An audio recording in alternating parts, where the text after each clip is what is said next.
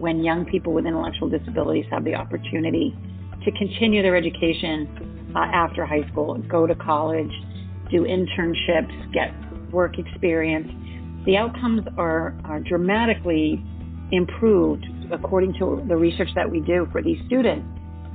Do you have a child with an intellectual disability? Do you have concerns about the future? Are you trying to figure out what to do next after graduation? Have you ever even thought about college as an option for teens with intellectual disabilities? Because many parents and educators don't even consider that an option. Today's podcast is going to tell you all about Think College. My guest is Kate Weir, and Kate is the coordinator of the Think College National Coordinating Center, and she's here to give us some information about Think College and how it can make a difference in your child's life. So welcome to College, Disabilities, and Success, Episode 40, Think College for Students with Intellectual Disabilities by Mickey Hayes.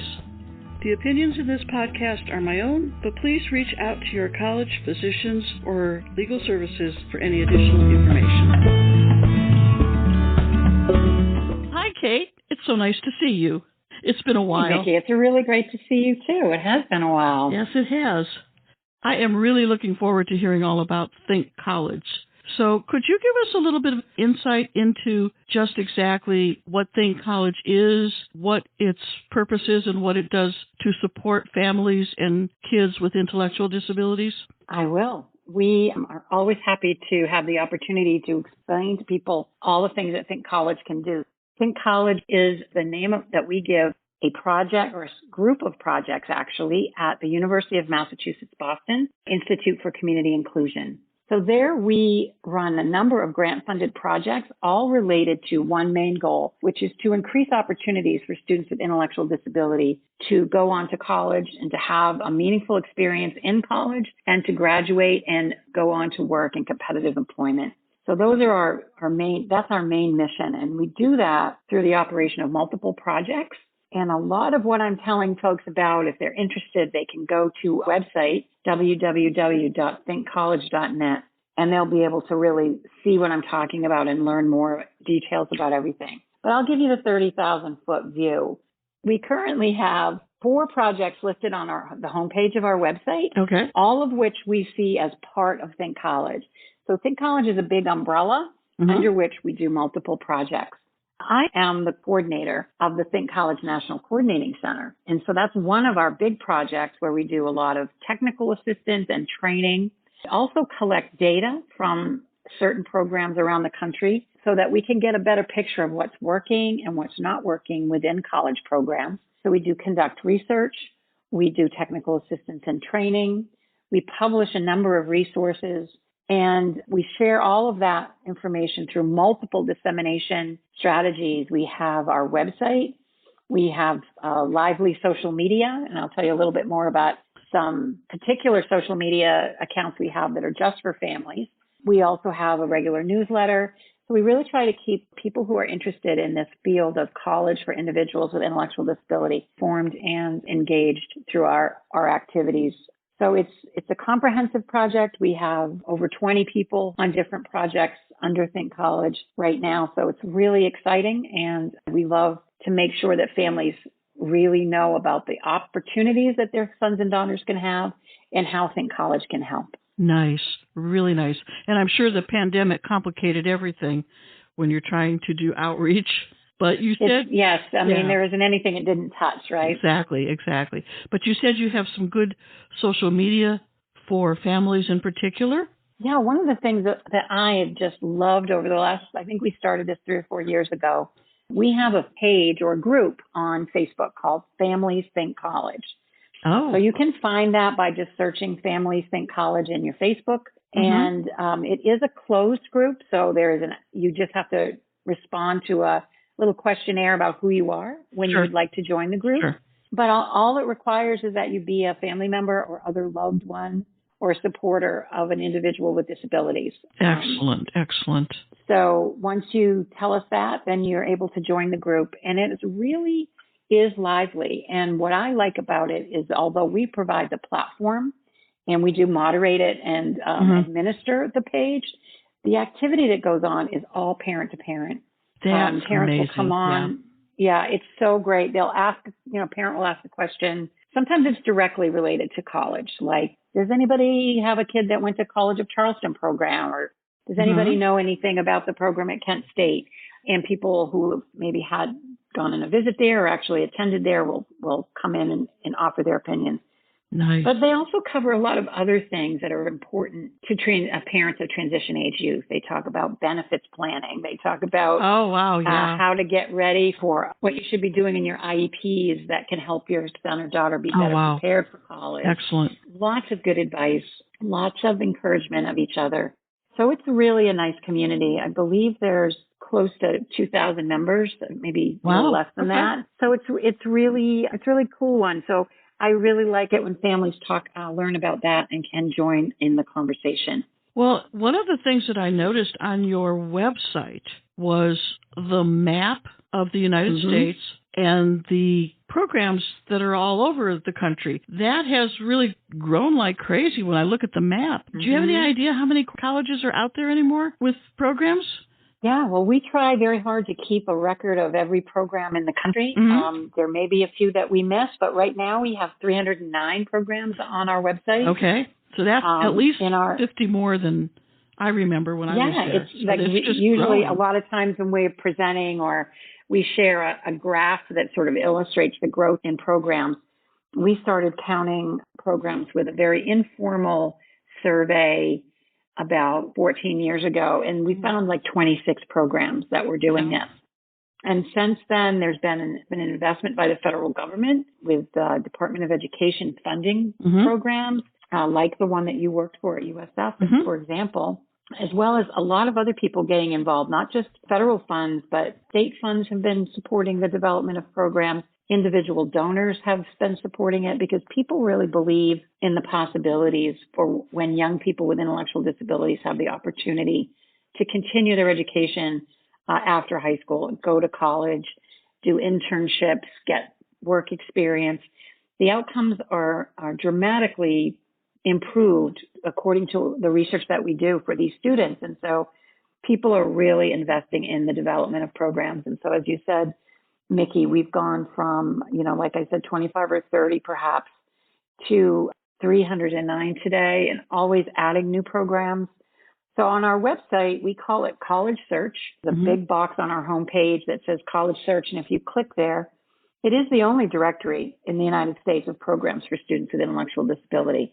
And then you can find a list where you can search by your state. For your listeners that are from your state, Nikki, in Florida, Florida has done an amazing job investing in these opportunities. And there are 26 different options just in the state of Florida. I was just amazed when I saw that. I believe when I was establishing programs in Florida, I think we were at 14 or 15, 6 years ago. So the growth is tremendous, absolutely tremendous. In a short time. And there's such a need for it because I really think there are so many kids with intellectual disabilities and their parents who never, ever saw college as even a remote possibility. And anymore, you need some sort of college background and experience just to go to work.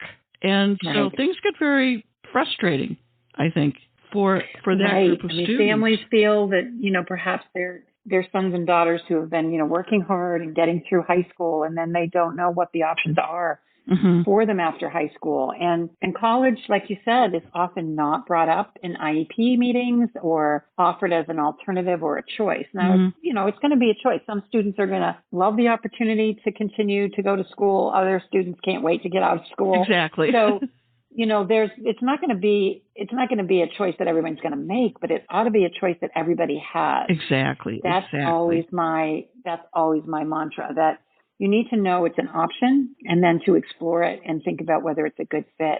But it is exciting to see more and more opportunities around the country, making it more and more of a real possibility for more young people. And I think, too, what you said about the Facebook group with families, talking to other families and other kids who have gone to college, who have been in a program, what their experiences have been, good and bad, because college is the real world.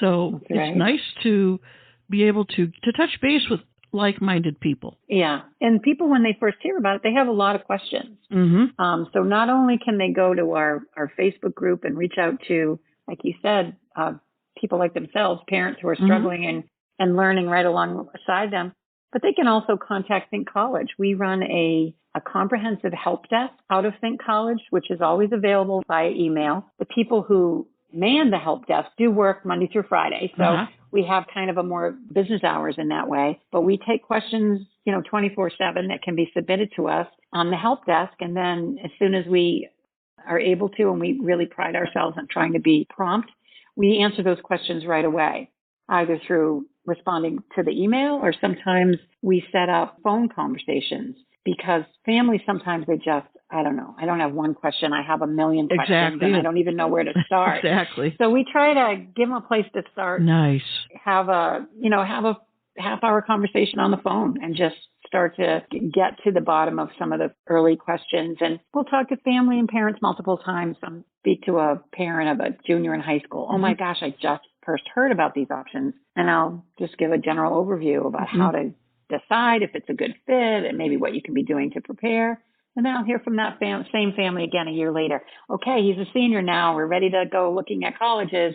So it's exciting for us to support families in those ways as well. What kinds of things, once the kids get into a college program, what do they do? I mean, these are inclusive programs. That's a really, really good question, Mickey. I feel that is actually, question number one is this possible? Does it exist? Right. And then once you find that it does exist, you sort of go, okay, but how does it work? Right? Exactly. What are the programs like? That's exactly right. And that is a really good question that most people have.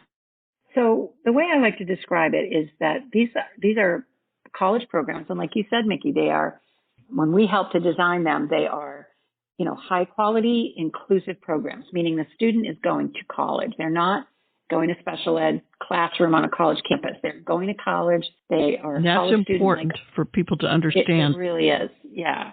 It's, they're a college student with a lot of the responsibilities of a college student, but there are additional supports put in place, because I think this is the big question for families. They're like, I can't see my kid maybe walking across campus by themselves or being independent enough to, go to a college class. So the supports are there to support the student, in addition to the regular accommodations that a student with a disability might get. So there's additional supports provided by the program. And the program has its own course of study, that's what we call it. That means the classes and the other activities that the students do throughout the day. So most programs are supporting students to take a college class or two, although they may audit that class. That's kind of a fancy term, but that just means the student is there in the classroom learning as much as they possibly can, getting supports, but they may not be required to do all of the papers or take all of the tests. And that's what audit status provides to them, is an ability to get in there and learn without maybe some of the more challenging aspects being required. That's an important point for parents to distinguish, because when you're in a college class for credit, you have to abide by what the college class has set up. There are no modifications. And I always say this: if you're in a college class for credit and the professor says you must memorize 50 vocabulary words, you have to figure out a way to do that. You can't modify it down to 20 or 10. But in an audit situation where you're not taking it for credit, but you're auditing it for the Think College program or the special program that your college has established, when you audit a class, then you can do the modifications. Then you can do the limitations That's exactly that you need right. to do. And so you're looking at two different scenarios here, and I just wanted to point that out so people didn't get those two concepts mixed up, because it's an important. It's probably something that people will still have questions about. Sure. It's one of those complicated pieces, but it is important, I think, generally to understand, as Mickey explained really well, there are ways for students to meaningfully participate in the college class. Exactly. And have some modification if needed, and because of this ability to audit the class. And that's very big. Yeah. And the other thing I think that people wonder about early on when they first hear about these options is how do they get into college? Because people think about GPAs in high school and transcripts and SAT scores and essays and all the things that often go into the application process. Another thing that these programs have in common is that they have an admissions process that is different from the college's admissions process. Mm-hmm. There is still an admission process. You still have to apply. You may or may not get accepted. Mm-hmm. So those things are still true, but what they require for admission is not the same thing. For example, Mickey, at your program that you worked with at University of South Florida, St. Pete has admissions requirements for degree-seeking students. But your program had different admission requirements because they were non-degree seeking. So the students in these programs earn a credential at the end. They earn typically a certificate of some kind, mm-hmm. but not typically an associate's degree or a bachelor's degree. Right. It is a meaningful credential because not only taking classes, but also getting work experiences, doing internships. Exactly. Learning to be more independent on campus, so gaining in their independent living skills. Also working on career development skills. So they're learning a great deal of really valuable content through the program. And meeting other students who are Gen Ed students at college and forming those kinds of relationships that they might not have had a chance to form had they not gone into that college program. That's so big. College campuses are just so rich environments for helping young people learn about what they're passionate about, who their people are. You know, you find different groups that you hang out with, different mm-hmm. clubs that you can join, athletics. I mean, there's just so much going on. So the social opportunities, like you said, Mickey, and just making friends, that's so much a big part of it too. It is. It really is. And a lot of the programs have mentorships built into them, a mentoring program. I plan to interview Christian, who was our mentor coordinator when we were in the Stingray program. I already talked to him about doing a podcast. I had talked to him earlier about clubs and organizations. He's in another episode. But I said, I want to bring you back for mentoring. Once I talk to Kate and get a chance to talk to Think College, would you come back to talk about mentoring? And he just, his eyes lit up.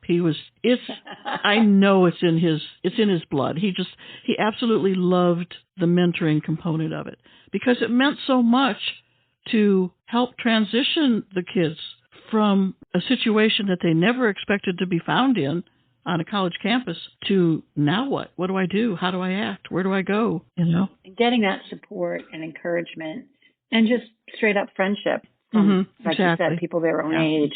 And so, programs do establish many, if not most, programs have a really robust what they call peer mentoring program. So students, that support that I mentioned earlier, often that is provided by other undergraduate or graduate students that were on campus who are just interested in getting to know more about people with disabilities. They may be going into a field where they're going to be working with people with disabilities, but sometimes that's not the case. It's just they just enjoy being able to be part of that community. Exactly. Like you said, students that I've spoken to that have been peer mentors are usually incredibly enthusiastic about it. They are. They really are. It's amazing. And then after they're done, the end belief is that kids with intellectual disabilities are going to be more employable. It makes sense.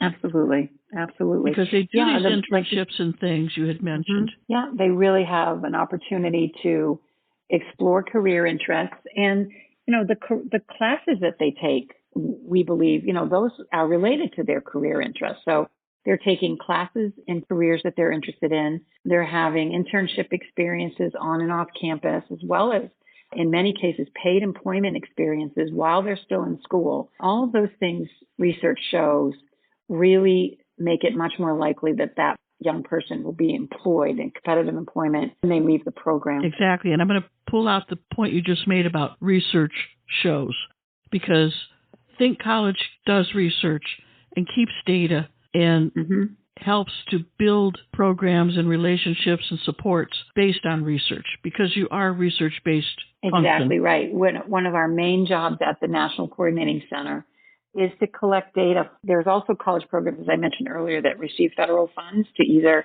establish or expand their program. I'll just throw an acronym out here in case you see it on our website or you hear somebody using it. You'll hear the acronym TIPSID, TPSID, and that stands for Transition and Post-Secondary Programs for Students with Intellectual Disability. And we use it all the time, and I'm sure many people don't know what we're talking about, but now your listeners do know what we're talking about. The Tipsy Program is a federally funded model demonstration program, and our job is to work with those folks to create a high-quality program and to collect data on the practices of their program and the experiences and outcomes of their students so that we can use those data to inform the field about what practices work to result in better outcomes. And we also support the tracking of those students post-graduation so that we can see what they're doing with their college education, so that we can use those data to inform the field about what practices work to result in better outcomes. And we also support the tracking of those students post-graduation so that we can see what they're doing with their college education. Over the years, we've been collecting data from different Tipsy programs for over 11 years now. And those data show that students in those programs are typically employed at a rate of 60 to 70% competitive employment. And that's a good number. We always want to get that number higher. But when you put that in the perspective of the employment rate typically of individuals with developmental or intellectual disabilities, adults in the community, those rates are hovering around 17 or 18% and have been there stagnant for many years. So the students in these programs definitely are showing that these programs are having a positive impact on their life after college as well. Well, and I think that's a good question for a parent to inquire if they're looking at a program is what kinds of internship possibilities are there for my child that could lead to employment? Yeah, you mentioning that, a good question to ask makes me think of another resource I'll give a quick shout out to, because this one we designed it specifically for families. On our college search page, at the top above the map, there's a link to what we call our How to Think College Guide to College Searches. And what we have done there is I worked with multiple parents and asked them, what questions did you ask when you were checking out different college programs, or what questions do you wish you'd asked? And I got a lot of great information. So we've got those organized by different category: residential services, employment services, academics, and there's dozens of questions that you can consider asking. Now, you might not want to ask all of them. It might be a little overwhelming, but this way you can look at and say, oh yeah, that's a good idea. That's important to my son or daughter. I want to make sure we ask that question. Kate, I know one of the issues that impacts parents is cost. And I know going to college can be very expensive. Can a student get financial aid to go into a Think College program? The programs that serve students with intellectual disability, there is another category of them. And over 100 of the programs that we have listed on our website are able to offer federal financial aid to students with intellectual disability. Over 100. Wow, that's good. Over 100 now. Yes, this is something new that was established back in 2009. Mm-hmm. But since 2009, there has been a steady increase. They get approved as a comprehensive transition program. Okay. So that's another acronym you might see, or CTP. Mm-hmm. If they have that approval, then students attending those programs are able to get financial aid. And we indicate that on our college search page. Mm-hmm. So you can actually filter and just look at programs that offer financial aid. In any program you're looking at, you can see if they offer financial aid because you'll see a little dollar sign icon. So students who are getting financial aid at a CTP program, they don't have to have a regular high school diploma. If they have a certificate of attendance or some other alternative IEP diploma, they're still eligible. And they also don't have to be earning a degree. So those are two criteria for financial aid that have been waived, or an exception has been set up for students attending these programs. Right. And in case anybody wonders, it is a process that the college itself has to go through with their financial aid department. And it's like anything else. Some colleges are very user-friendly when it comes to that. You might be at a college that establishes financial aid for Think College programs. And then you may be at other places that don't have that. Yeah, the programs differ. That's why the college search page is so helpful to just sort of start to get your fingers on it, because some offer financial aid, and as we said, more and more do. Others offer housing, some do not. Some are at community colleges, some are at four-year universities, some are at technical colleges. So there's a wide variety, which is nice, but also it can be confusing because they differ from one another. Right. But yeah, check it out because it's really interesting to see the differences around the country of the way these programs. Excellent. And there are other options for paying for college too, beyond financial aid. I'm preparing to do a webinar in a couple of months where I try to share some of these other possibilities because that is a big challenge for families. Maybe you can come back and we can talk about financial aid specifically once you get your webinar going. There's a lot of different things to at least consider or to look at. Excellent.